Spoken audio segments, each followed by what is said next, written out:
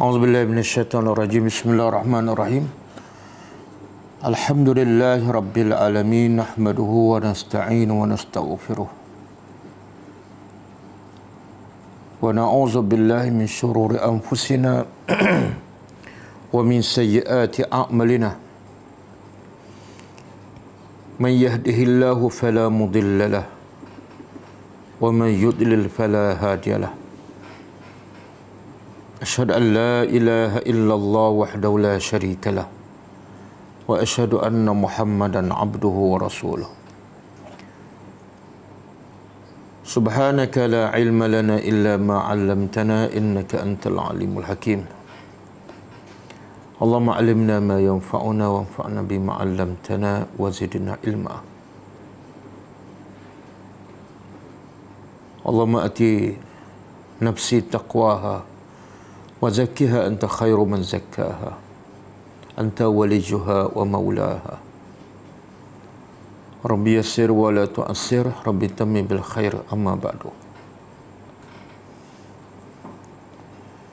Kita sambung tadabbur surah Ali Imran ayat 79.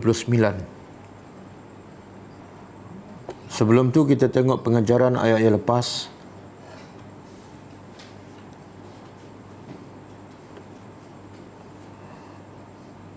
Ayat 77 dan 78.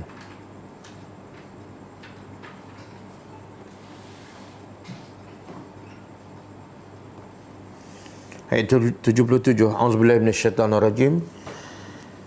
Innal ladzina yashtaruna bi ahdillahi wa aymanihim thamanan qalila ulaika la khalaqa lahum fil akhirah wa la yukallimuhumullahu wa la yanzuru ilaihim yawmal qiyamah wala yuzakkihim walahum azabun alim.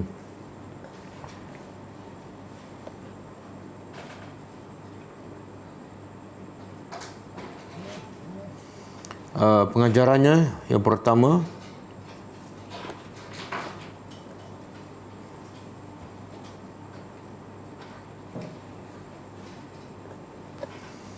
amaran keras daripada Allah kepada mereka yang menjual agama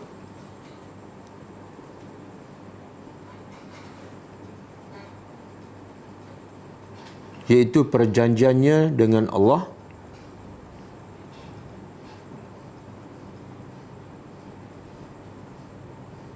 dan perjanjiannya dengan manusia.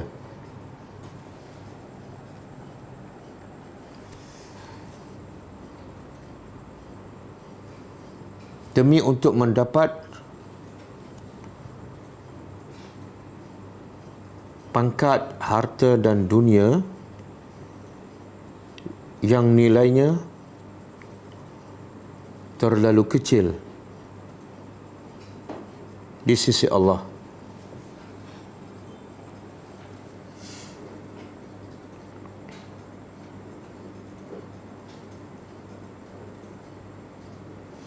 Yang kedua,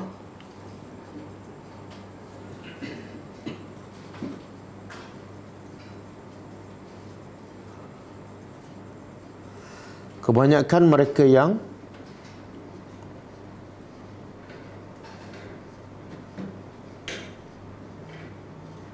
menjual agama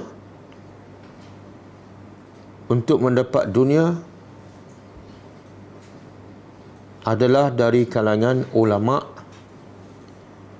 atau orang yang berilmu.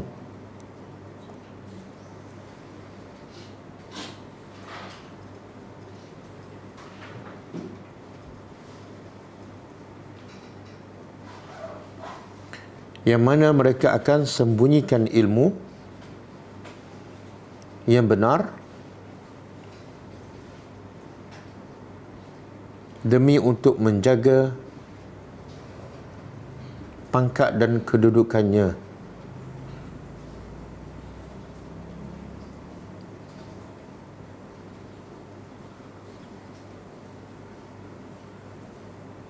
Maka mereka ini tidak ada sedikit pun habuan kebaikannya di akhirat.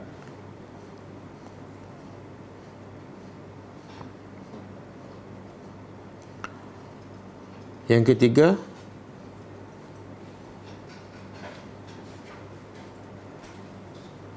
ulama terbagi kepada tiga. Ulama terbagi kepada tiga.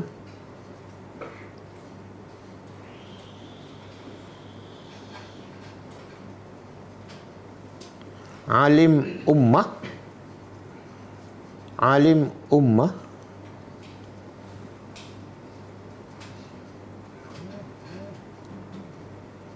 alim daulah, dan alim millah. Millah, millah, millatun.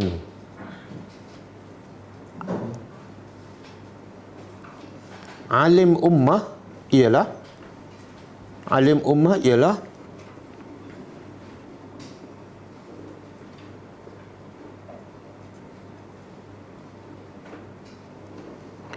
orang yang berilmu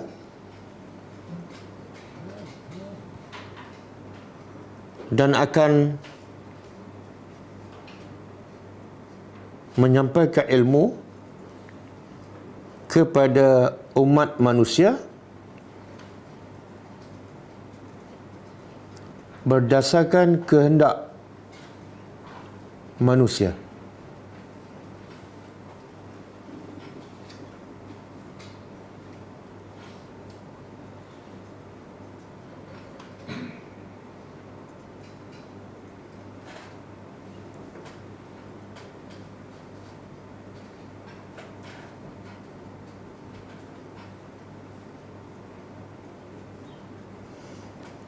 Yang kedua, alim daulah.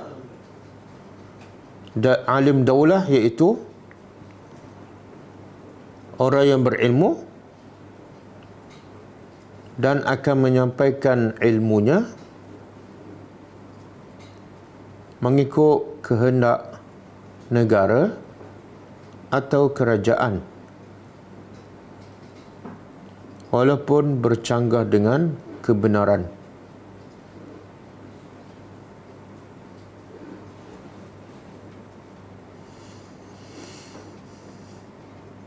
Dan alim millah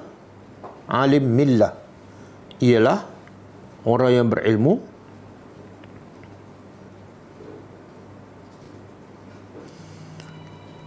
dan akan menyampaikan ilmunya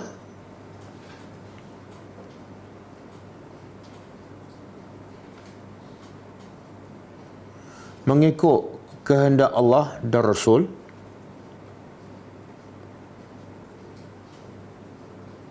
walaupun bercanggah dengan kehendak orang ramai atau kerajaan.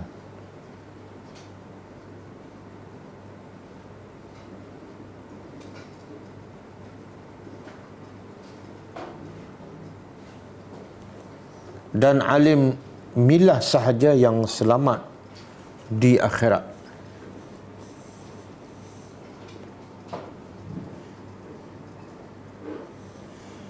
Yang keempatnya,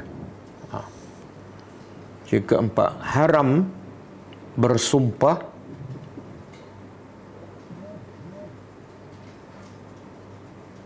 secara dusta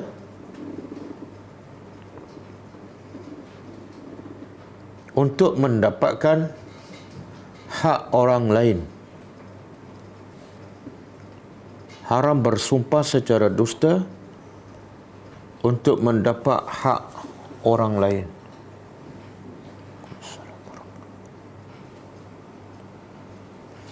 Dan ia adalah antara dosa-dosa besar.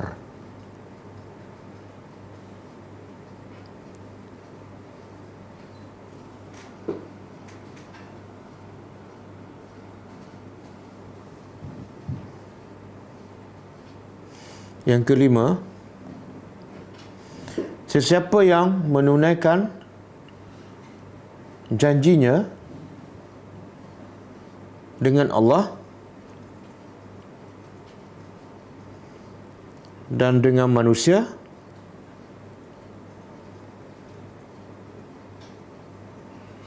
dan dia juga bersumpah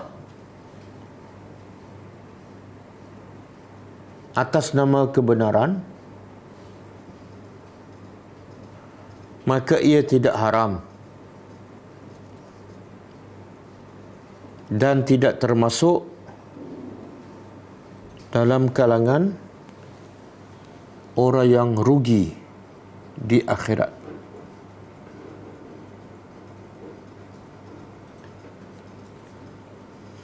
Yang ke-7, 6.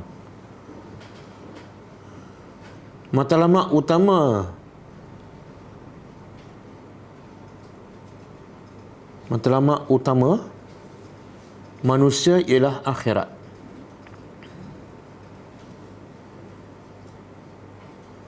Sekiranya rugi di akhirat, celakalah dia selama-lamanya. Dan sekiranya beruntung di akhirat, bahagialah dia selama-lamanya.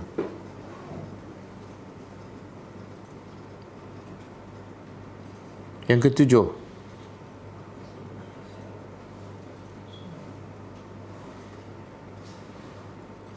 sesiapa yang menyembunyikan kebenaran demi untuk mendapat habuan dunia yang sedikit, dia akan dibalas di akhirat dengan 5 balasan.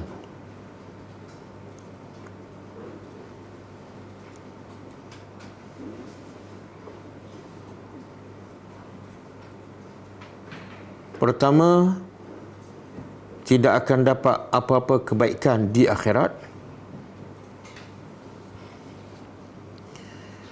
Kedua, Allah tidak akan bercakap dengannya. Ketiga, Allah tidak akan memandang padanya.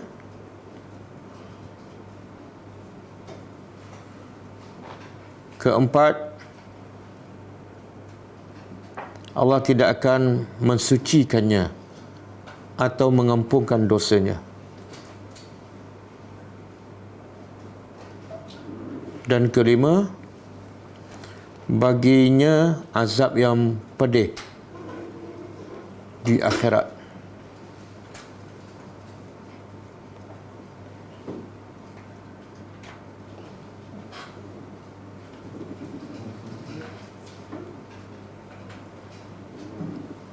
Okey, habis pengajaran ayat yang ke-77. 78. 78. Ayatnya, wa inna minhum la fariqan yalwuna alsinatahum bil kitabi litahsabuhu minal kitab wa ma huwa minal kitab wa yaquluna huwa min indillah wa ma huwa min indillah wa yaquluna 'ala Allahil kadzib wa hum ya'lamun. Pengajarannya pertama,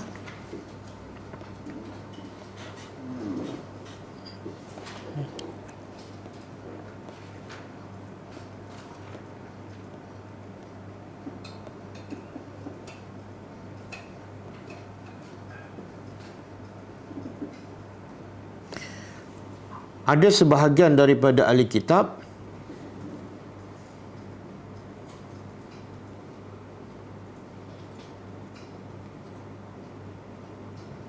yang menukar ayat-ayat Allah, sama ada dari segi perkataannya atau maknanya.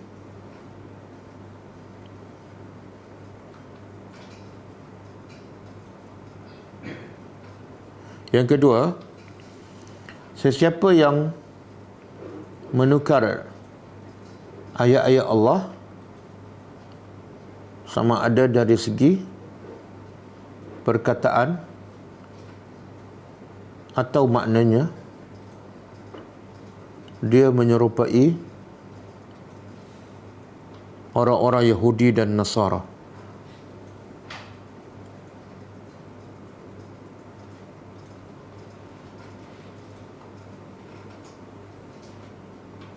Yang ketiga, ahli kitab menggunakan kitab Allah untuk menyesatkan manusia daripada kebenaran.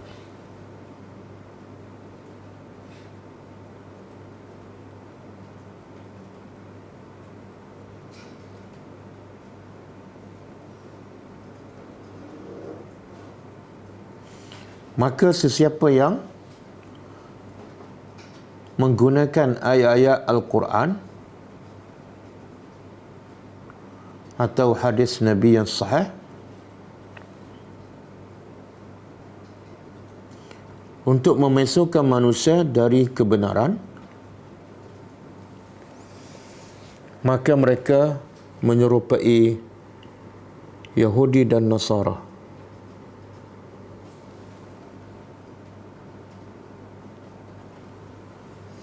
Yang keempat, wajib berhati-hati terhadap orang-orang kafir, khususnya ahli kitab,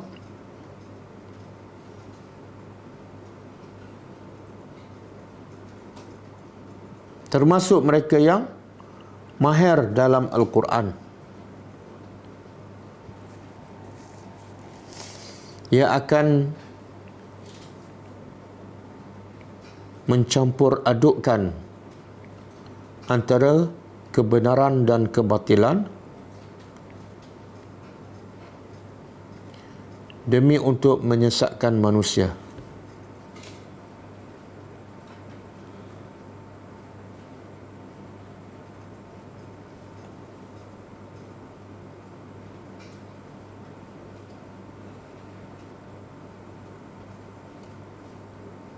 Yang kelima, antara dosa yang paling besar ialah mengadakan pendustaan ke atas Allah.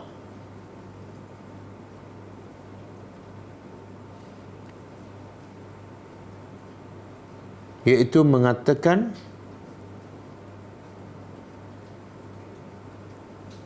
sesuatu itu dari Allah yang Allah tidak pernah berkata.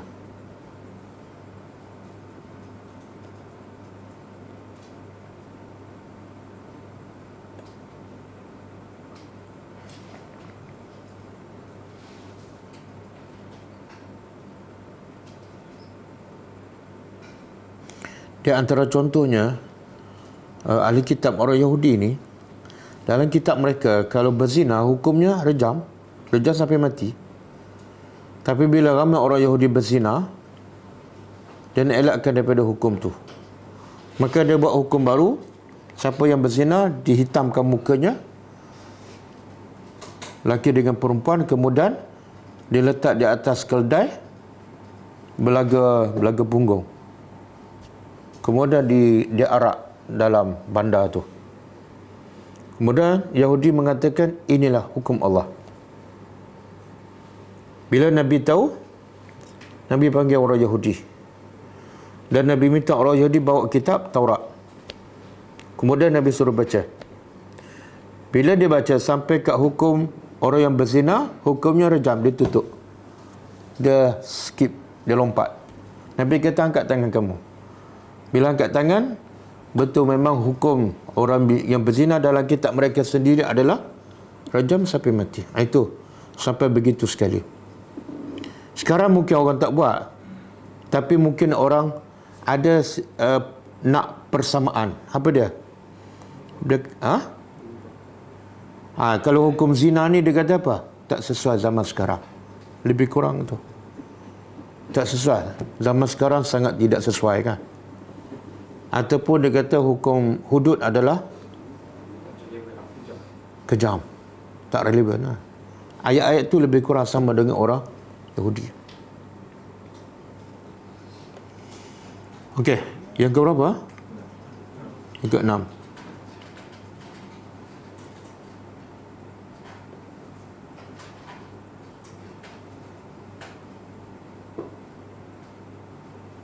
Okey. Yang ke-6 tak ada, kosong. Kita sambut ada buah ayat seterusnya.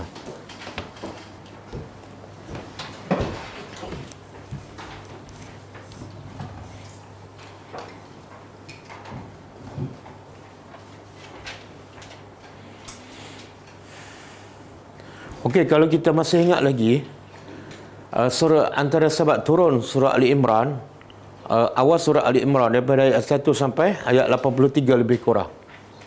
Antara sebab turun awal surah Ali Imran 1 hingga 83, sebabnya ialah, ingat tak? Rombongan wafdu Najran daripada Najran di hujung selatan Saudi ataupun dekat Yaman. Dan mereka ni beragama Nasrani, Kristian. Datang ke Madinah untuk apa?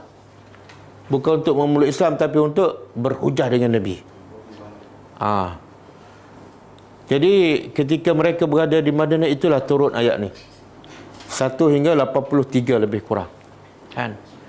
Maka ayat ni 1 hingga 83 banyak berlegar sekitar ahli kitab untuk menolak pegangan mereka yang sesat dengan hujah. Ini ayat malam ni pun termasuk. Okey, auzubillahi minasyaitanir rajim. Makana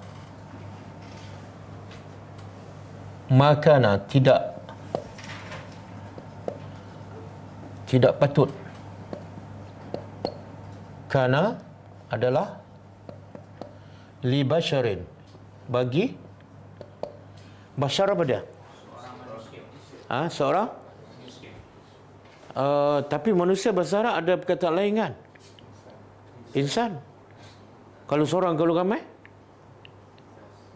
An-nas. Betul kan? Tapi kadang-kadang bashar pun dikatakan ialah manusia. Sedangkan bashar ni berasal daripada perkataan apa? Basyarah, kulit. Jadi apa kaitan kulit dengan manusia? Manusia tak ada kulit. Manusia mana tak ada kulit dia?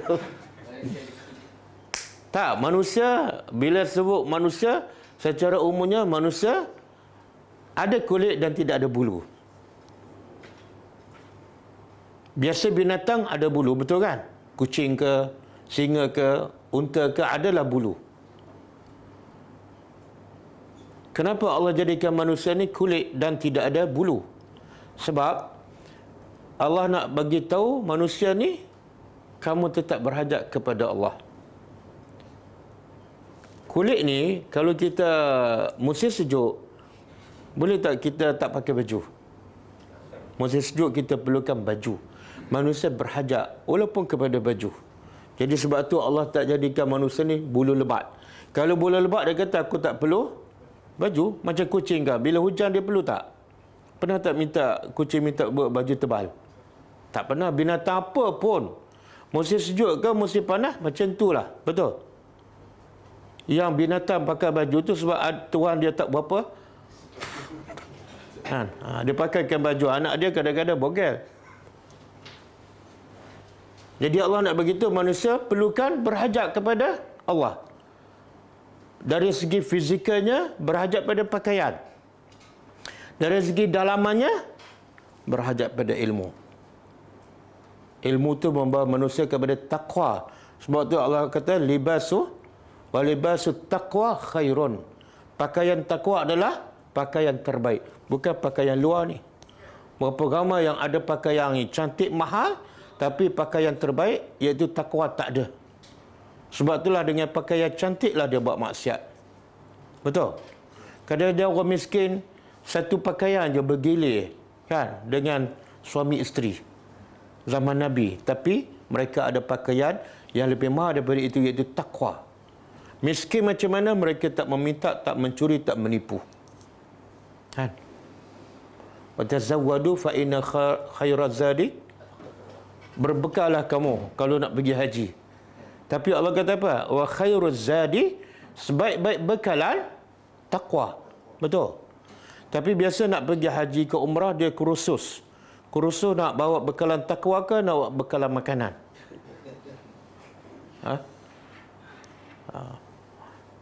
Tawah dah betul dah, sa'i dah betul dah, tapi takwa tak ada. Orang rempuh je maki hamun, kan? Okey, jadi manusia dia ambil daripada perkataan basyar, menunjukkan manusia ni berhajat zahir dan batin. Zahir perlu pada pakaian, batin perlu pada ilmu. Okey, makana li bashar, bagi manusia. Makana ni makna boleh kata mustahil lah. Walaupun bagi Allah tidak ada yang mustahil. Tapi contohlah ayat ni. Makana Allah li yu'azzibahum wa anta fihim. Sama makana. Bila ada makana, maksud dia apa dia?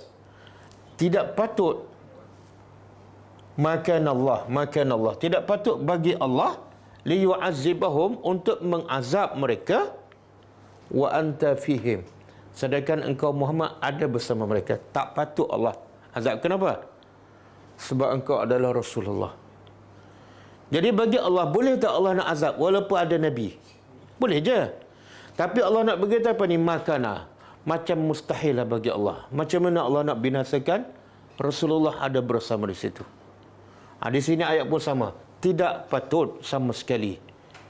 Apa dia? Bagi manusia an yu'tiyahu, bahawa yu'tiyahu, dia diberi oleh Allah Alkitab. Kitab apa ni? Bila sebut Alkitab, dia lebih kepada jenis kitab. Jenis kitab daripada Allah lah, sama ada Taurat, Injil ataupun Al-Quran. Jadi tidak patut kepada orang yang Allah bagi kitab kepadanya, wal hukmah, dan hukum ataupun hikmah, dua-dua boleh. Hukum ataupun hikmah. Apa kaitan? Semua hukum Allah mesti ada hikmah. Dan hikmah tu adalah datang daripada hukum ataupun peraturan Allah. Wan nubuwah, dan kenabian. Okey. Berapa ni Allah bagi? Satu kitab. Yang kedua? Hikmah. Yang ketiga? Kenabian. Sebenarnya bila Allah bagi kitab, bukankah dah bermakna dia adalah Nabi? Betul? Ada tak Allah bagi kitab kepada bukan Nabi? Tak ada. Ni ada Nabi yang Melayu baru nak muncul tu. Ada kitab tak? Tak ada kan? Jadi kalau setiap yang Allah bagi kitab dia adalah Nabi, kenapa Allah sebut lagi wan nubuwah, kenabian? Sepatut tak payah sebut lah. Bila bagi kitab tu makna Nabi lah. Betul? Jawapannya ialah sebab ada ayat yang Allah kata Allah bagi kitab kepada manusia. Contoh surah Al-Baqarah, allazina ataina humul kitab, kan? Yatlunahu haqqa tilawatih, ataupun ya'rifunahu kama ya'rifuna abna'ahum, kan? Orang-orang yang kami telah beri kepada mereka kitab. Siapa mereka ni? Siapa mereka ni? Ahli kitab. Adakah dia Nabi? Bukan Nabi. Mereka. Jadi ada ayat yang Allah kata kami bagi kitab pada mereka, bukan semestinya Nabi. Iaitu maksudnya Allah bagi kitab kepada Nabi, tujuannya untuk Nabi sampai kepada mereka ni, kan? Maka sebab bila sebut beri kitab, mungkin kepada Nabi dan mungkin kepada kaum dia, maka Allah sebut lagi kenabian. Mengesahkan, ya Allah nak cakap ni Nabi, bukan orang biasa. Apa makna Nabi?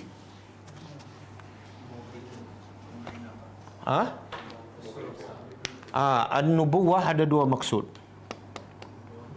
Jadi sambil-sambil kita belajar tadabbur, kita belajar bahasa Arab. Supaya bila belajar bahasa Arab betul-betul tak terkejut sangatlah. An-nubuwatah ada dua maksud. Pertama, daripada an-nabwah. An-nabwatu. Yang kedua daripada perkataan an-naba. Okey, an-nabwatu makna apa? Al-irtifa'. Apa makna irtifa'? Tinggi, ketinggian. Jadi an-nubuwah makna asalnya yang pertama daripada an-nabwatu. Makna dia irtifa'. Makna apa tu? Para nabi adalah orang yang kedudukan paling tinggi. Betul kan? Ya Allah kata apa? Ma yuti'illah war rasul ulaika allazina an'ama Allahu alaihim minan nabiyyin wasiddiqin wasyuhada. Siapa nombor satu? An-Nabi. Jadi Nabi itu makna dia ketinggian, yang paling tinggi. Okey, an-nubuwah yang kedua daripada perkataan an-naba, iaitu al-khabar. Al-khabarul azim. Iaitu kerja Nabi ialah membawa berita besar. Berita besar. Anin naba'il azim.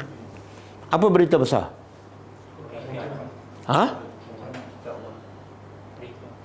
Hari kiamat. Hari kiamat besar ke? Hari kiamat besar ke hari akhirat? Nak apa? Nak hari kiamat kan nak hari akhirat?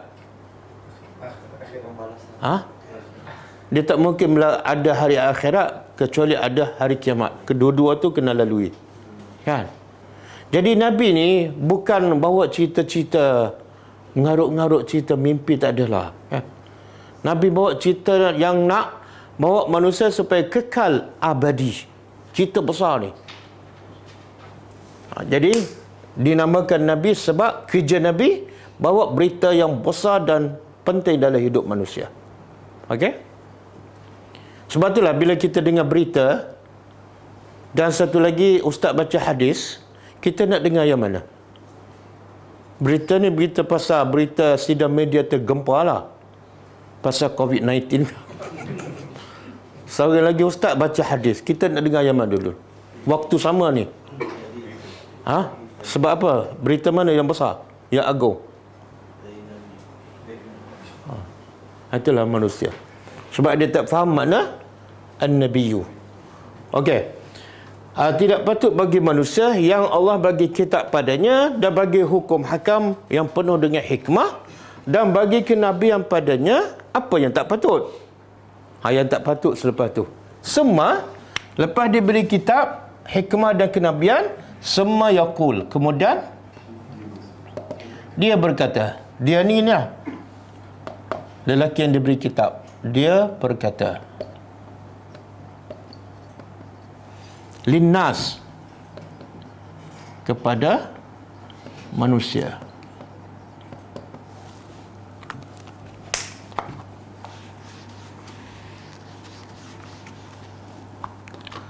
Kunu. Apa makna kunu? Jadilah kamu. Kita berbicara dengan kunu kan? Yang kita dengar ialah kun fayakun. Apa beza kun dengan kunu? Kunu. Apa beza? Makna sama ke berbeza? Sama. Cuba terjemah kun. Jadilah. Kunu. Macam mana sama? Ini 2 huruf, ni 5 huruf.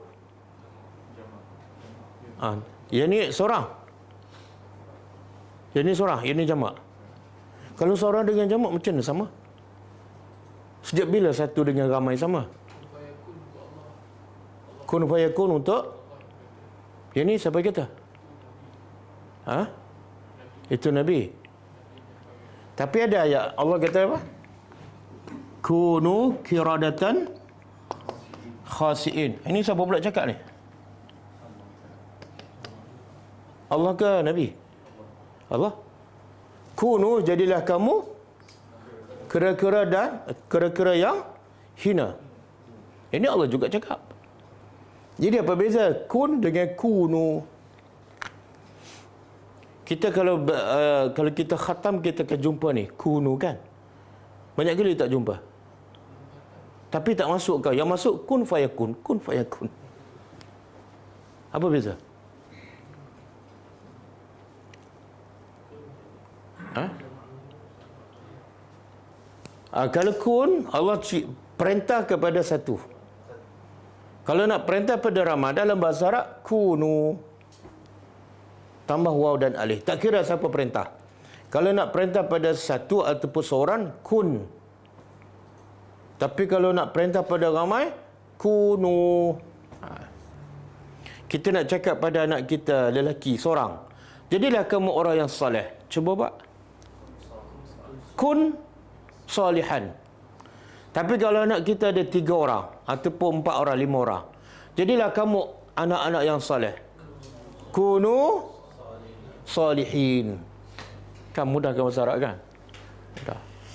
Butuh tak belajar lagi dah pandai kan?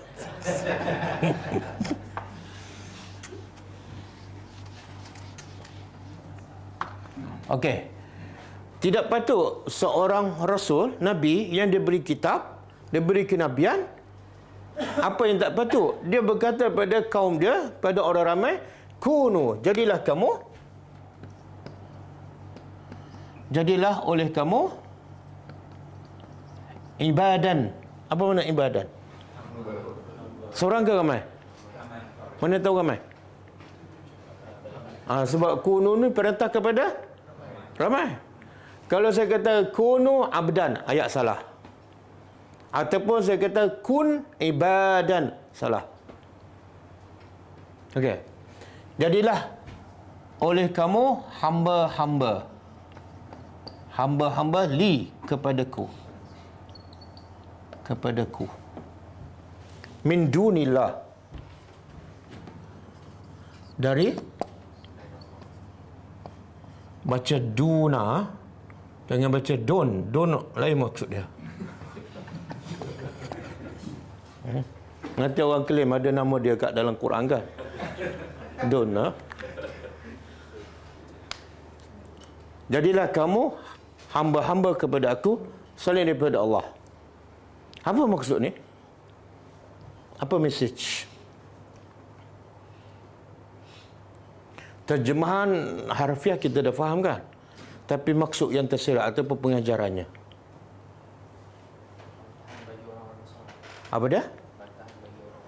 Bantahan kepada apa dia? Bantahan kepada apa ni? Tentang apa? Dia menganggap bahawa Nabi Isa adalah Tuhan dia. Seolah Nabi Isa tu mengaku dia adalah Tuhan. Jadi bila dia Tuhan, kena sembah dia lah. Maka Allah nak menolak hujah tu apa dia? Tak patut orang macam Nabi Isa yang diberi kitab. Apa kandungan isi kitab? Asas dakwah kepada semua para Nabi dia. U'budullah, bukan u'buduni. Kan? Aku bagi kitab supaya Nabi tu sampaikan, ajak manusia sembah Allah. Tiba-tiba dia beritahu pada kaum dia, sembah aku, bercanggah dengan apa yang dalam kitab. Dan aku bagi tahu dia hukum. Hukum apa? Hukum aku. Supaya akhirnya sembah aku dan juga kenabian. Tak patut bercanggah. Dan Allah sebut dalam satu ayat apa dia? Apa dia? Allahu a'lamu haitsu yaj'alu risalatahu. Cuba terjemah. Allah lebih tahu Haisu, yang mana dia yaj'alu, menjadikan risalahnya. Allah sangat tahu kepada siapa yang paling layak untuk disampaikan risalahnya. Allah sangat tahu. Mana tak mungkin Allah tersilap bagi kitab kepada orang yang akhirnya mengajak orang sembah dia, bukan sembah Allah. Tak mungkin.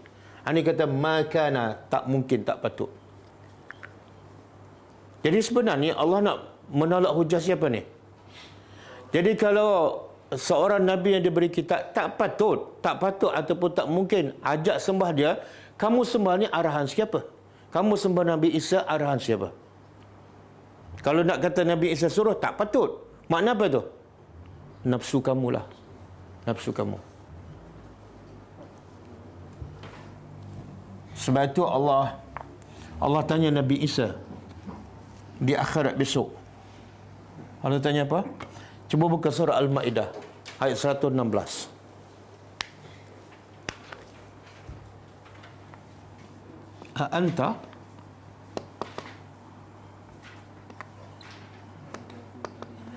A'anta qulta linnas ittakhizuni wa ummiya ilahaini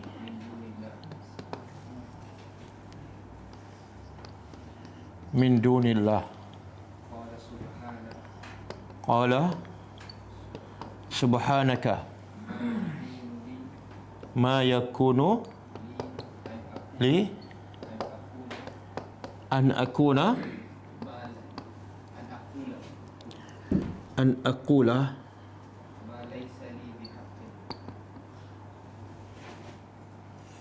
aqula ma laysa li bihaqqin in kuntu qultuhu faqad alimtah ta'lamu ma fi nafsi wala a'lamu ma fi innaka anta 'allamul ghuyub. Okey, cuba terjemah. Allah tanya Nabi Isa di akhirat besok, anta, adakah engkau qulta linnas, yang berkata pada manusia, apa dia? Adakah engkau yang kata pada manusia, ittakhizuni, ambillah aku, wa ummi, dan ibuku sebagai dua Tuhan. Kan Nasrani menganggap Tuhan tu ada berapa? 3 kan? Allah sebagai bapa, ibunya siapa? Maryam. Anaknya siapa? Jadi Allah tanya Nabi Isa ni, kamu ada cakap tak pada kaum kamu supaya jadikan aku dan mak aku sebagai dua Tuhan? Adakah kamu cakap, adakah kamu ajak min dunillah, saya daripada Allah? Sebenarnya Allah tahu tak Nabi Isa tak ajak? Tahu kan? Dan Allah tahu tak Nabi Isa akan jawab, aku tak ajak. Kalau dah semua tahu, tanya buat apa? Kita pernah tak tanya orang seolah yang kita dah tahu jawapan, dia pun dah tahu jawapan? Pernah tak? Kita tahu dia datang ofis malam kan? Dia pun tahu, kita dah tahu. Kita tanya, kamu datang ofis malam? Ni ustaz ni apa masalah ni? Kan jumpa semalam kan? Kan? Jadi apa faedah soalan?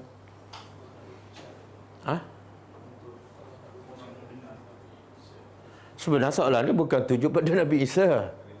Walaupun soalan pada zahir tuju pada Nabi Isa, sebenarnya soalan tuju pada pengikut dia tu. Asas apa kamu sembah Nabi Isa ni? Adakah Nabi Isa aja? Dengar sendiri jawapan daripada Nabi Isa. Nabi Isa tak pernah pun ajak kamu sembah dia.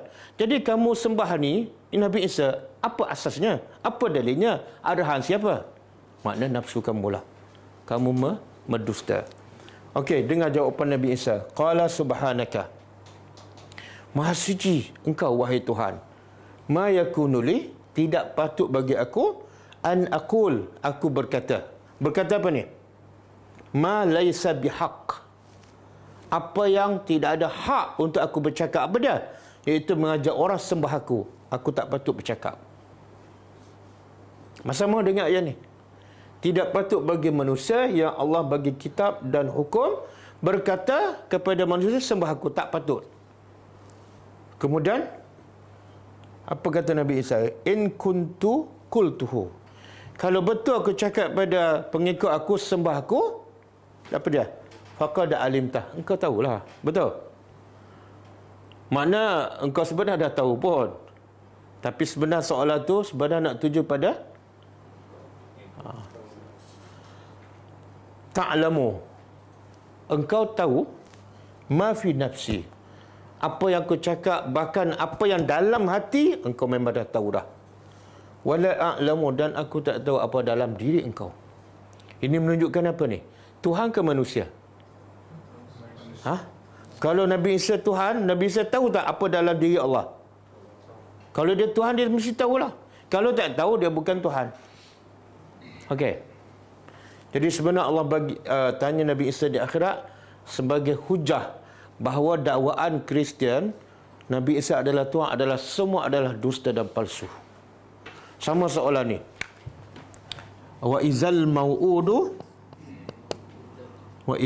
mau'udatu su'ilat bi ayyi zambin qutilat. Surah apa ni?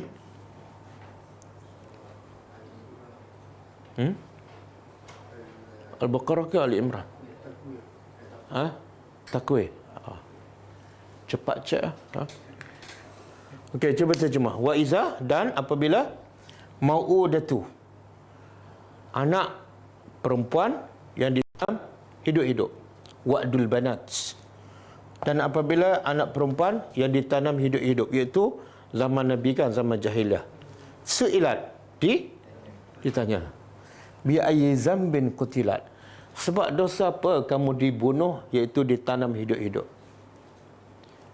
Siapa yang ditanya? Siapa yang buat jenayah? Sepatut soalan ditanya pada penjenayah ke pada orang mangsa tu? Penjenayah kan? Jadi soalan ni betul ke salah? Sebab apa betul? Sebab dia ayat Quran mesti betul. Kenapa Allah tanya budak ni? Budak kan? Sepatut tanyalah bapak dia yang bunuh tu. Jadi apa tujuan soalan ni? Nak tempelak siapa ni? Budak ni ditanya, bapak dia ada sebelah. Bapak dia apa? Akan rasa apa bila Allah tanya ni? Dosa apa kamu dibunuh ni? Dalam keadaan kamu tak berdosa. Dosa apa ni? Bila bapak dia akan rasa apa? Ya Allah, zalimnya aku, jahatnya aku. Tak ada dosa apa-apa pun. Lagi dia akan rasa hina. Kita dengar berita terbaru hari ni semalam. Ada budak umur berapa? 15 tahun, budak perempuan bunuh anak, dia tikam bayi yang dia lahirkan, dan anak tu anak zina. Umur berapa budak perempuan ni? Saya ingat orang bunuh dia bunuh budak 15 tahun, bunuh anak yang dia lahirkan, bayi. Dan bila mak bapak dia tahu, mak bapak dia terkejut sebab anak dia mengandung, tak sedar sampai 9 bulan. Hebat tak? Berlaku di mana ni? Di negeri yang paling kuat iman. Apa nama dia? Darul Iman. Di Kemaman. Luar biasa tak? Umur 15 tahun berzina. Lepas tu dalam keadaan mak bapak tak tahu, mengandung mak bapak tak tahu. Lepas tu sampai tak bunuh, tikam. Apa, tak ada perasaan. Paling-paling kurang pergilah letak kat surau kan. Bukannya betul, tapi okeylah sikit. Ini tikam. Tak tahu. Itulah dahsyatnya masyarakat kita. Okey? Okey, walakin, akan tetapi, kuno, jadilah oleh kamu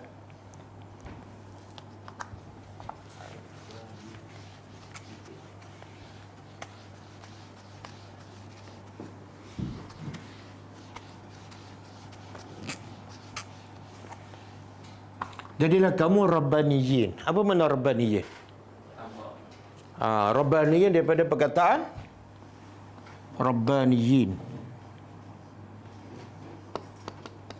Ada dua kata akarnya ataupun asal perkataan. Pertama daripada Ar-Rabb. Yang kedua daripada perkataan At-Tarbiyah.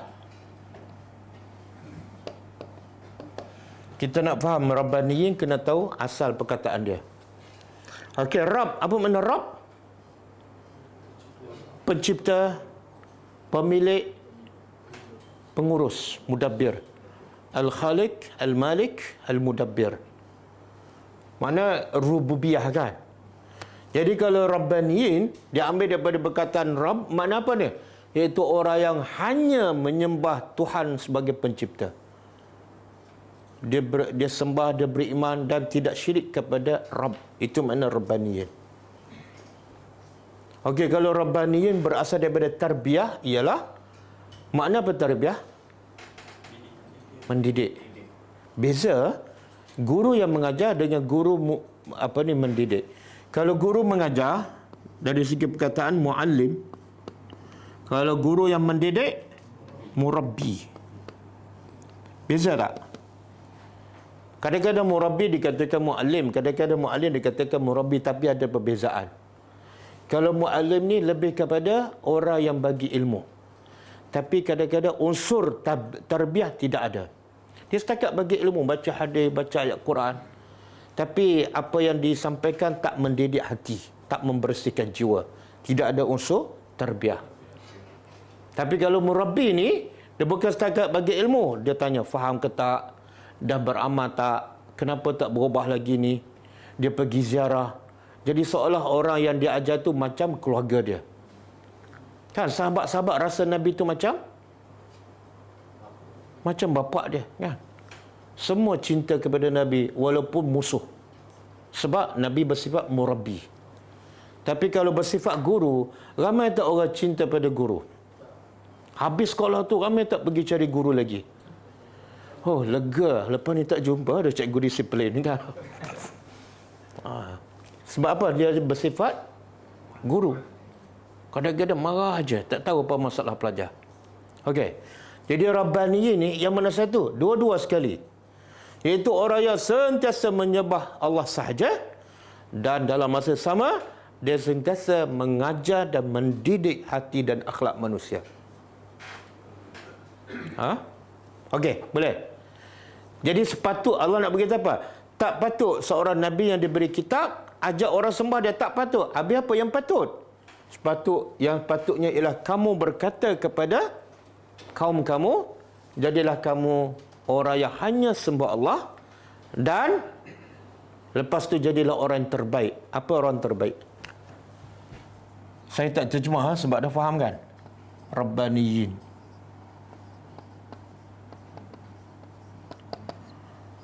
Sebab ayat selepas ni akan menjelaskan lagi makna Rabbaniyin.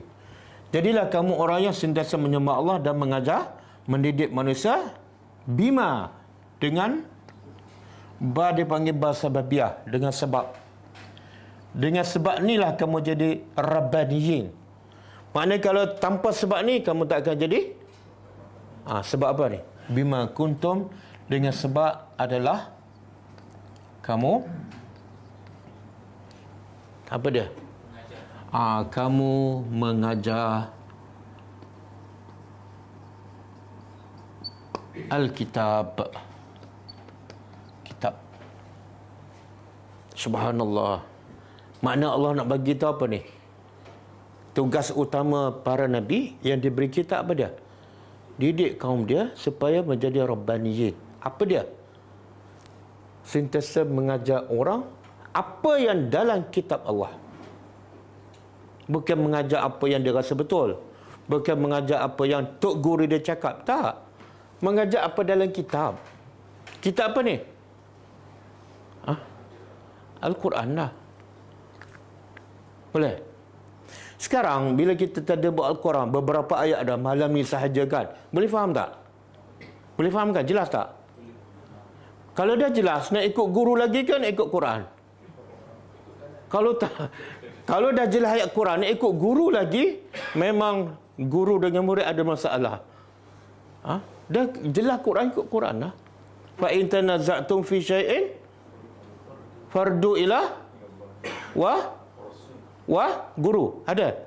Tak ada guru. Allah dan Rasul je. Okey. Jadi Allah nak bagi kita apa ni? Rabbaniyin, tugas utama dia apa dah? Bukan bagi bantuan beras. Bukan. Inilah kerja Rabbaniyin, kerja manusia yang paling baik, iaitu bagi ilmu daripada kitab Allah. Sebab dengan kitab ini sahaja manusia dapat panduan kenal Allah, sembah Allah, layak masuk syurga Allah. Betul tak? Berapa ramai yang ada harta tapi jahil ilmu, dia akan sesat. Wa bima kuntum, dan dengan sebab adalah kamu tadrusun. Apa dia? Kamu belajar. Darasa belajarlah. Kan? Jadi berapa ni tugas Rabbaniyin?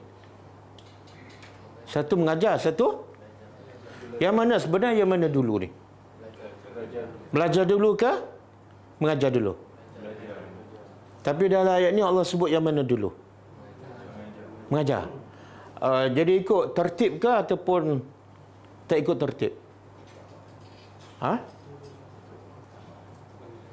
Ikut apa? Kalau ikut tertib, bima kuntum tadrusun wa bima kuntum tu'allimul kitab. Dan tapi kenapa yang kemudian Allah dahulukan? Sebab Allah nak bagi tahu tujuan kamu belajar ialah nak mengajar. Bila kamu belajar, tak mengajar orang sebarang, macam tak belajar. Bahkan orang yang awal-awal dia campak dalam neraka siapa? Orang ada ilmu tapi tak sampaikan. Ataupun orang yang kata Fudail bin Iyad, al-alimu la yazalu jahilan hatta ya'mala bima alima. Orang yang berilmu akan sentiasa jahil sehinggalah dia beramal dengan apa yang dia tahu. Belajar dia banyak tapi tak beramal, sebenarnya dia masih jahil. Boleh? Tengok orang ni belajar, orang ni tak belajar. Ni belajar 10 tahun, yang ni tak belajar 10 tahun. Tengok perangai sama. Yang mana belajar? Dua-dua tak belajar. Boleh faham?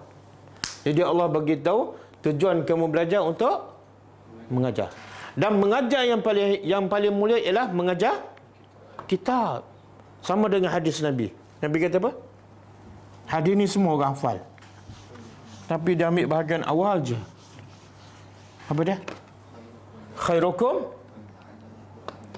Khairukum man ta'allamal Quran wa 'allamahu. Nabi kata apa? Sebaik-baik kamu. Kamu ni siapa? Adakah sahabat saja ataupun semua umat Nabi Muhammad? Semua. Siapa ni? Engineer, apa lagi? Doktor, pakar apa, pemimpin Perdana Menteri, semua tu yang terbaik ialah man ta'allamal Quran, siapa yang belajar Quran dan mengajar. Nabi tak kata siapa yang belajar Quran dia jadi terbaik, tak, mesti ada dua. Satu ta'allam, yang kedua biasa orang kita dia ambil dua-dua ke satu je, kan? Dia belajar sampai sama ada guru dia mati. Sampai dapat PhD, ataupun sampai guru dia mati, ataupun dia mati sebelum guru. Betul kan? Tengok, siapa ketua belajar, bila nak mengajar. Jadi kalau dia asyik belajar je, tak mengajar, dia jadi tak khairukum? Tak. Siapa tak faham? Betul tak realiti yang berlaku sekarang? Semakin banyak tak kelas agama, tapi yang mengajar, berapa yang keluar daripada kelas agama tu, sama ada selepas tahun ke, 2 tahun ke, 5 tahun, pergi mengajar. Katalah ada 30 orang belajar dalam kelas. Daripada 30 orang, berapa yang keluar mengajar? Ha? Tak keluar lagi. Tengok-tengok ada center baru pula kan. Lepas tu center baru tak keluar juga mengajar. Tengok-tengok ada. Zaman Nabi banyak tak center-center ataupun pusat kelas agama? Banyak tak? Tak banyak kan? Tapi ramai tak sahabat yang keluar mengajar? Jadi apa masalah? Ha? Nabi tak ada banyak pusat pengajian. Tapi ramai orang bila belajar keluar mengajar. Kita pula banyak pusat pengajian. Dengan universiti, dengan pondok, dengan maktafir, dengan pusat-pusat sunnah. Tapi tak ramai yang pergi mengajar. Di mana silapnya? Ha? Tak ikut sunnah Nabi ataupun mungkin dia tak jadi Rabbaniyin. Sebab tu kata ulama, sifat paling utama Rabbaniyin bukan salat malam. Sifat utama yang Allah sebut dalam ayat ini. Kamu jadi Rabbaniyin dengan sebab kamu mengajar Al-Quran. Ni dia panggil apa? Ba apa? Sababiah. Makna dengan sebab ni baru kamu jadi Rabbaniyin. Kalau tak ada sebab ni, kamu tak mungkin jadi Rabbaniyin. Boleh faham?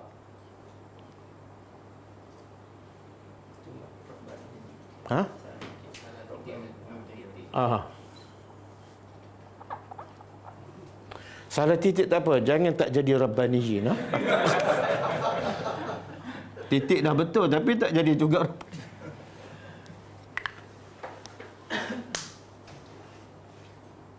Okey. Lepas tu kalau kita baca sirah para sahabat kan, banyak tak kerja yang dilakukan oleh para sahabat? Banyak tak? Ada tak sahabat ni doktor, sahabat ni tukar rumah, sahabat ni tak banyak kan? Boleh kata hampir semua sahabat, apa saja kerja dia, mesti dia buat kerja ni, mengajar manusia walaupun satu ayat. Sebab tu Islam berkembang dengan cepat. Sebab tu Islam cepat menang. Sebab hampir semua sahabat menjadi Rabbaniyin. Okey, ini sifat pertama Rabbaniyin. Sifat kedua apa dia? Allah sebut dalam Quran. Buka surah Al-Ma'idah ayat 63.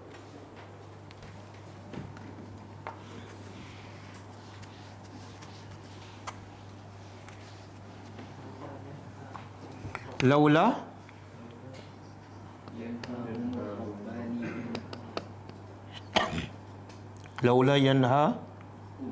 yanhakum laula yanhahum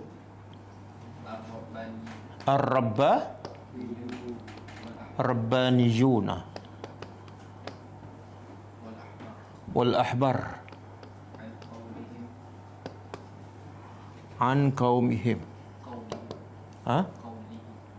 an qaulihim wa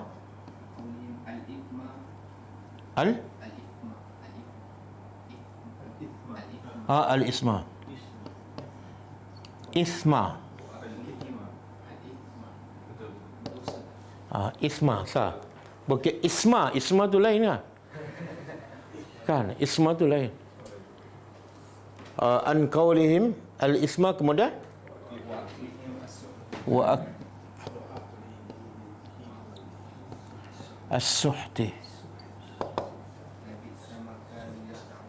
labi sama kanu yasnaun. Okey, cuba terjemah. Laula, jikalau tidak, yanhahum. Cerita sebelum ni cerita ahli kitab lah, yang banyak antara kesalahan ataupun jenayah yang dilakukan oleh ahli kitab apa dia? Bercakap dusta, rasuah, riba kan.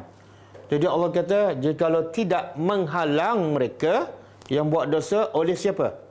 Rabbaniyun wal ahbar, dan ahbar ni ulama Yahudi. An qaulihim, daripada kata-kata mereka yang berdosa, termasuklah mendakwa Nabi Isa adalah Tuhan, dan menghalang mereka juga daripada makan haram. Apa dia ni? Rasuah. Jadi kerja siapa ni menghalang rasuah? Rabbaniyun. Tapi sekarang banyak tak ulama cakap rasuah? Tak banyak kan? Yang banyak ulama cakap apa? Kita kena bersatu padu walaupun negara nak hancur dengan rasuah. Tak pemerintah. Makna apa ni? Apa sifat Rabbaniyun? Mencegah kemungkaran. Selepas mengajar orang, tugas utama Rabbaniyun, suruh yang ma'ruf, cegah kemungkaran. Tak ramai kan orang mencegah kemungkaran. Bahkan bersekongkol. Kan? Bersekongkol. Okey, sifat Rabbaniyun yang ketiga. Kita ambil daripada Al-Quran, ada 3.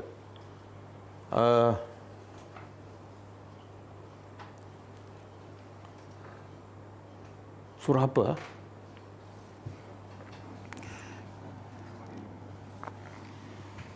Surah apa?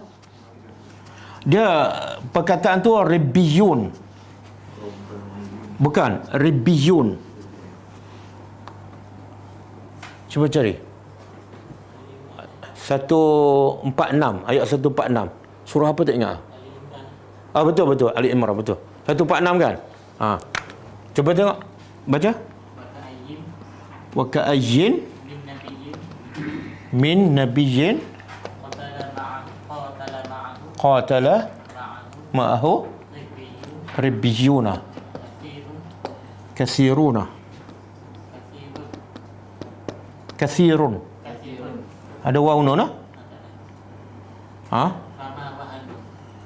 fama wahanu lima asabahum fi sabilillah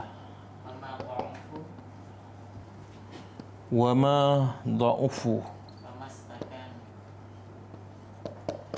wa mastakanu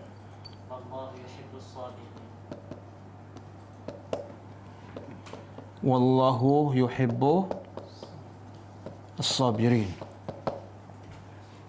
Okey, cuba terjemah. Wa ka'ayyin, berapa ramai min nabiyyin, daripada nabi-nabi, qatala ma'ahu, berperang bersama nabi itu, ribbiyun. Ribbiyun ni banyak tafsiran. Ada ulama mengatakan kumpulan yang ramai, ada kata sampai 10,000. Dan ada juga ahli tafsir menterjemah Rabbiyun sama dengan Rabbaniyun, iaitu ulama-ulama yang Rabbani. Kan? Apa mereka buat ni? Berperang. Lepas berperang Allah kata fama wahanu, mereka tidak rasa tidak rasa lemah. Lima asabahum, bila berperang ada musibah tak? Tapi Rabbaniyun ataupun Rabbiyun tak rasa lemah. Cedera ke, ramai mati, dia tak akan rasa lemah semangat. Fi sabilillah. Kemudian wa ma dha'ufu, dan mereka tidak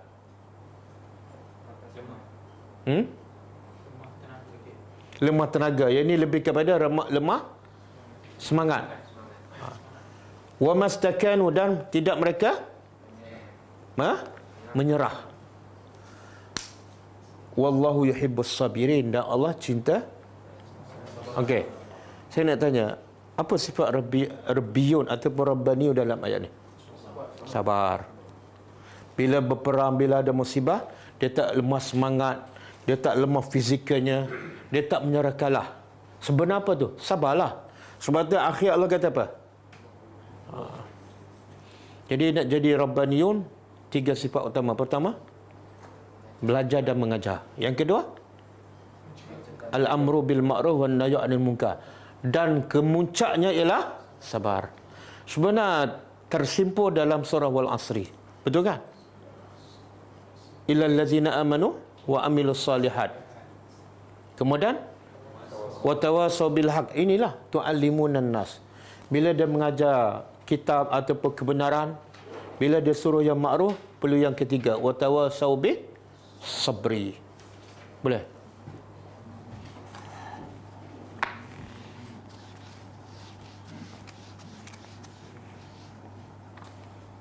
Boleh, insya-Allah. Jadi siapa saja yang ada malam ni yang ikut live ni, apa jawatan dia sekalipun, doktor ke, engineer ke, berazamlah untuk jadi Rabbaniyun. Kan? Boleh Jadi, boleh? Tutup buku engineering. Okey, wala kita habiskan wala ya'murukum, dan tidaklah dia menyuruh kamu. Dia ni siapa? Bukan. Ni. Ayat ni macam ni. Tidak patut orang yang diberi kitab oleh Allah mengajak manusia supaya sembah dia, dan tidak patut juga dia suruh pengikut dia antattakhizu. Tidak patut juga kamu menyuruh Nabi menyuruh kamu antattakhizu, bahawa kamu menjadikan al-malaikah, malaikat, wan nabiyyin, dan para nabi, arbaban. Arbaban ni jamak, plural. Kalau satu, Rabb, Tuhan-Tuhan. Okey, ayat ni sebenar apa maksud pula? Kalau atas ni lebih kepada apa? Nasrani. Lebih kepada Nabi Isa. Yang bawah ni umum. Sebab tu Quran ni sesuai untuk sepanjang zaman. Kalau Allah cerita ayat atas dan tak ada kat bawah, mungkin yang sekarang sembah yang selain pada Nabi Isa, selain pada Allah, dia rasa tak salah. Sebab ayat ni dikata khas untuk maka Allah umumkan. Siapa saja tak patut juga dia mengatakan ambillah malaikat sebagai Tuhan, ataupun ambillah Nabi lain sebagai Tuhan. Nabi Nasrani jadikan Nabi Isa sebagai Tuhan. Yahudi pula Uzair. Yang malaikat pula, siapa yang menjadikan malaikat sebagai Tuhan? Orang musyrikin. Yang Melayu pula, siapa jadikan manusia sebagai Tuhan? Ada video viral sekarang ya. Apa nama? Bukan, Yapri dah mati dah. Dia terbaru ni, Terengganu. Dia kata kami berbai'ah kepada si fulan ni. Ada video tu. Bahaya. Makna Allah dah tahu dah benda ni akan berterusan. Kemudian ayat murukum, Allah tempelak. Adakah patut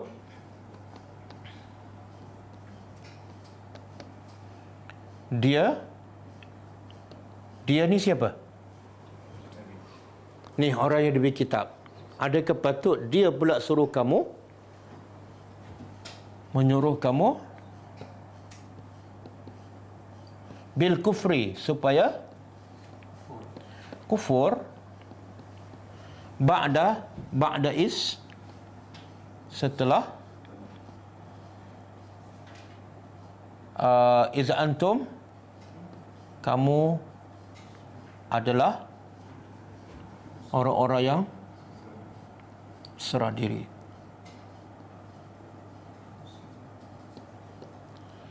Apa maksud ni? Mana kalau para nabi ni yang sepatutnya ajak orang sembah Allah, tiba-tiba ajak orang sembah malaikat ke, sembah nabi-nabi yang lain ke, sembah manusia, seolah dia mengajak orang supaya kufur setelah orang tu dah beriman. Sangat tak patut. Boleh faham? Dia asal manusia ni asalnya beriman ataupun asalnya kufur? Beriman. Jadi asal beriman ni ataupun asal Islam, berdasarkan hadis Nabi, kullu mauludin yuladu alal fitrah. Semua anak-anak lahir dalam keadaan suci. Siapa yang mengotorkannya? Ibu bapa, pengaruh mak bapak lah. Ataupun dia kafir, lepas tu masuk Islam, lepas tu dia ajak lagi supaya sembah selain daripada Allah. Adakah patut orang dah dalam Islam, dalam cahaya, kemudian dia dah ajak pada kekufuran? Sangat tidak patut. Berlaku tak? Berlaku. Berapa ramai yang Islam, tengok-tengok dah tua, bertukar. Saya baru dapat mesej daripada student. Dia kata saudara mara dia dapat minum air, percaya pada guru tu, dan dia anggap guru tu adalah Nabi. Baru-baru je. Makna sebelum tu Muslim, lepas tu kafir. Banyak berlaku. Okey? Dah cukup lah.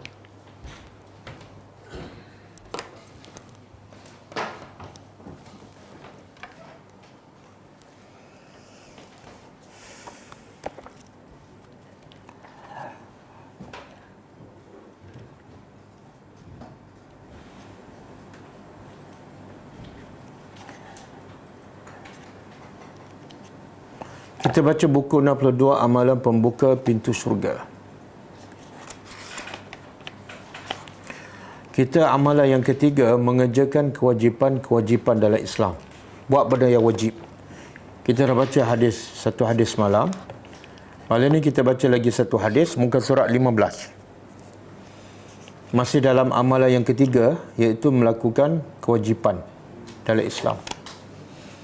Daripada Abu Hurairah radhiyallahu anhu, ia menuturkan bahawasanya ini Abu Hurairah adalah contoh Rabbani. Sebab apa? Sebab dia mengajak orang dengan hadis 5,000 ataupun 7,000 lebih. Kemudian semua yang dia ajar, semua hadis sampai pada orang, semua Abu Hurairah akan dapat pahala.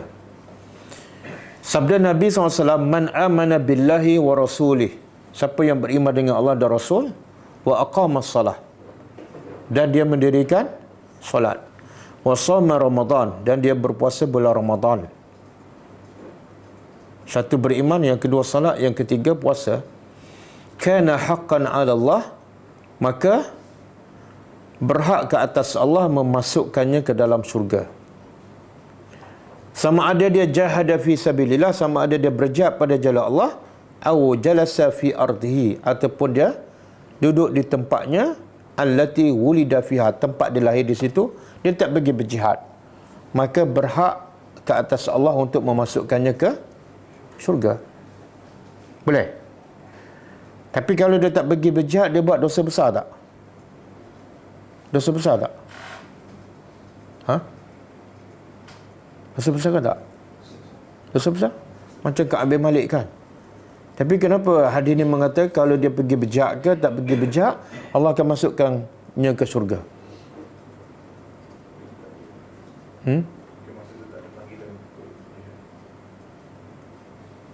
Tak, kalau tak ada panggilan memang tak berdosa. Ini ada panggilan tapi tak pergi. Tapi secara ulama' dia kata, Allah kata akan masukkan ke syurga, tapi Allah tak kata terus masuk ke syurga. Tak. Sebab tu ulama' kata Allah akan masuk ke syurga bila tak tahu. Kalau Allah rahmat kepada dia, Allah ampunkan dosa dia tak berjihad, Allah masukkan terus ke syurga. Tapi kalau Allah nak azabkan dia dulu, lepas tu baru masuk ke syurga pun, Allah Maha Kaya. Kemudian Nabi kata dia mendirikan solat. Solat yang mana ni? Sampai dia boleh masuk syurga. Pastilah solat yang qad aflahal mu'minun allazina hum yang khusyuk. Kalau solat tak khusyuk masuk syurga tak? Allah kata fawailun, masuk neraka wai kalau solat tak betul. Puasa pun sama juga. Nabi kata berapa ramai yang puasa tapi tak dapat apa kecuali dapat ada dahaga. Okey, kita ambil satu lagi. Amalan yang keempat, iaitu menghafal Asmaul Husna. Yang ni ramai salah faham. Khususnya cikgu-cikgu tarikat. Dia ajar budak-budak hafal Al-Asmaul Husna. Daripada Abu Hurairah radhiyallahu anhu, daripada Nabi SAW, beliau bersabda, Inna lillahi tis'atan wa tis'ina isman mi'atan illa wahidan man ahsaha dakhalal jannah. Maksud dia, sesungguhnya Allah Azza wa Jalla mempunyai 99 nama, iaitu 100 kurang 1. Sebenarnya nama Allah adakah 99 sahaja ataupun ada lagi? Lebih. Yang 99 ni ya Allah bagi tahu. Barang siapa yang menghitung nama-nama Allah, Nabi kata nescaya ia akan masuk syurga. Ini ramai salah faham. Dia pun hafal, dia hitung. Solat pun tak betul, dengan anggapan berdasarkan hadis ni dah akan masuk syurga. Kita tengok apa makna menghitung. Dalam riwayat Bukhari, disebutkan la yahfazuha, tidaklah seseorang itu menghafal. Ada riwayat mengatakan menghitung. Sementara itu dalam riwayat Imam Muslim disebut dengan riwayat man hafizaha, barang siapa yang menghafal, bukan menghitung. Imam Ibn Hajar berkata, Al-Khattabi mengatakan bahawa perkataan al-ihsa ataupun ahsa yang bererti menghitung dalam kalimah seperti ini mempunyai beberapa alternatif makna sebagaimana berikut. Pertama, apa makna menghitung? Pertama, menghitung dan menyebutnya daripada awal hingga akhir. Maksudnya tidaklah cukup hanya dengan sebahagian sahaja, mesti daripada awal semua 99 nama. Seseorang itu berdoa kepada Allah dan memujinya dengan semua nama tersebut, sehingga semua yang dijanjikan melalui Asmaul Husna tersebut akan melahirkan balasan syurga. Maksud yang kedua, menghitung ialah, jadi maksudkan menghitung di sini adalah kemampuan. Seperti disebut dalam firman Allah Azza wa Jalla, alima allan tuhsuhu, dalam surah Muzammil. Iaitu Allah mengetahui bahawa sekali-kali kamu tidak mampu menentukan. Jadi ihsa juga bermakna mampu. Juga seperti disebut dalam hadis Nabi, istaqimu walan tuhsu. Maksudnya, beristiqamalah kamu dan kamu tidak akan mampu melakukannya. Makna melakukannya dengan sempurna. Yakni, kalian tidak akan mampu mencapai hakikat istiqamah tersebut. Dengan demikian, makna dari hadis tersebut adalah siapa saja yang sanggup menunaikan, ini makna menghitung nama-nama Allah, iaitu menunaikan hak-hak nama-nama Allah yang baik, serta mengamalkannya segala sesuatu yang menjadi tuntutannya, iaitu dengan menghayati maknanya, lalu menuntut dirinya untuk melaksanakan berbagai kewajipan yang terdapat di balik nama-nama tersebut. Contohlah, kita hafal nama As-Sami'un. Apa makna dia? Mendengar.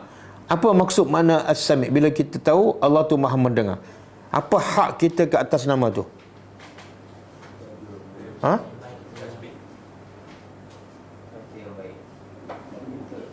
Bila ada polis kan duduk sebelah dan dia Maha mendengar, kita pula buat salah, apa kita buat? Kita diamlah, tak cakap kan? Sebab kalau cakap bahaya. Maka begitu, bila kita yakin Allah Maha mendengar, kita akan berhati-hati bercakap.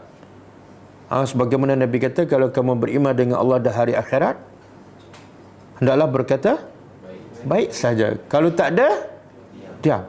Senang tak nak berhenti bila benda tu tak baik? Senang tak? Senang ke? Mana kita tengah-tengah mengompakkan, terfikir tak baik, boleh tak on the spot kita berhenti?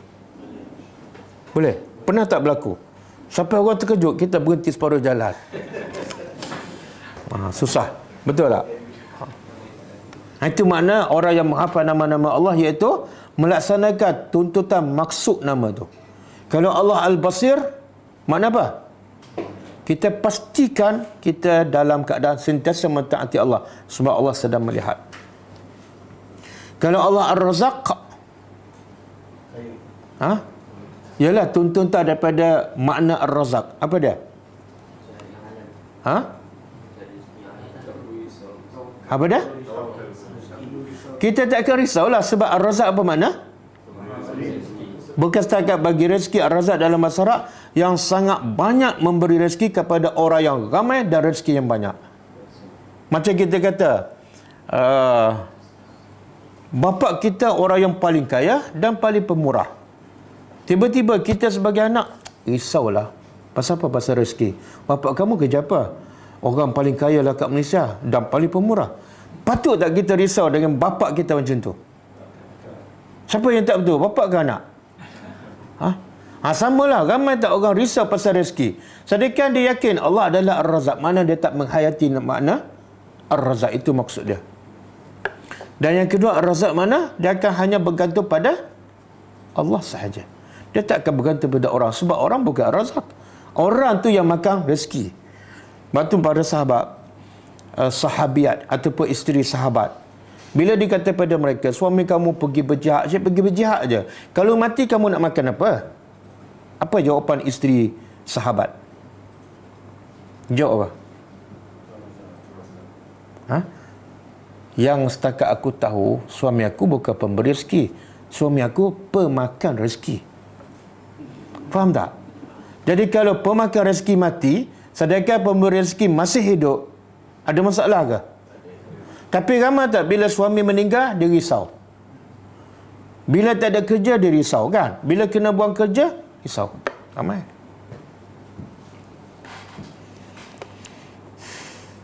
Okey, maksud ketiga al-ihsa ialah memahami makna-makna nama-nama Allah secara menyeluruh. Kata ini diambil daripada satu istilah dalam bahasa Arab, fulanun zu hasatin, iaitu si fulan mempunyai kefahaman. Jadi siapa yang menghitung nama Allah, makna apa? Kalau makna ketiga, siapa yang memahami semua maksud nama-nama Allah sehingga dia hayati dalam kehidupannya. Jadi perlu tak hafal nama-nama Allah? Tak wajib. Yang wajib ialah memahami dan menghayati maksud tu. Okey, cukup lah. Amalan yang kelima kita baca besok.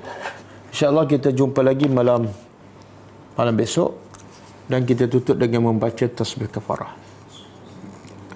Subhanakallahumma wa bihamdika asyhadu an la ilaha illa anta astaghfiruka wa atubu ilaik. Assalamualaikum warahmatullahi wabarakatuh.